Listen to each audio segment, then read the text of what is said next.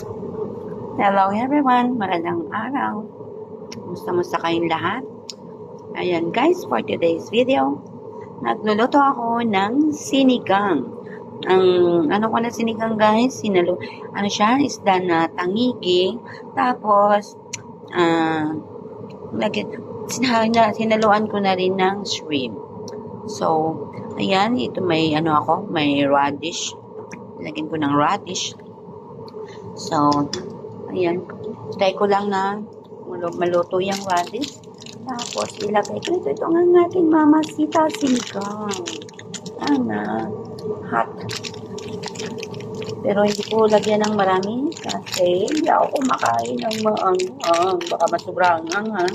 Hindi ko na makain tuloy. Hindi ko na mahigop yung sabaw ko pag sobrang anghang. So, kunti lang ilagay ko. Ano naman siya? Ay, kunti lang. Asim-asim na siya. So, ayan.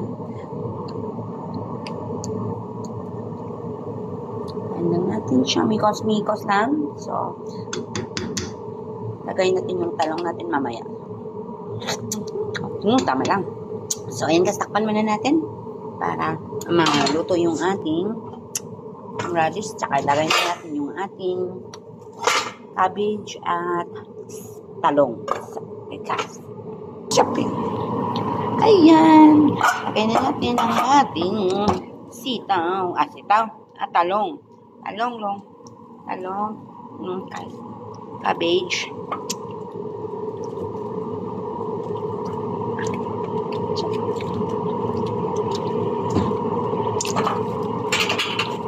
So, ayan, nilagay na natin ang ating gulay sa ating sinigang. Sinigang na isda na hinaluan ng pasayan. Yan. Sarap. Yan ang pasayan. Pasayan ko, wala na siyang guys. Ano na siya? Wala na siyang balat. Minulatan ko na. Ay, na pala, nang nakabalat na siya sa pagbili. So, ayan. Ganito lang kasimple yung aking sinigang. Kasi wala akong sitaw. So, ganyan lang siya. Okay guys, thank you for watching.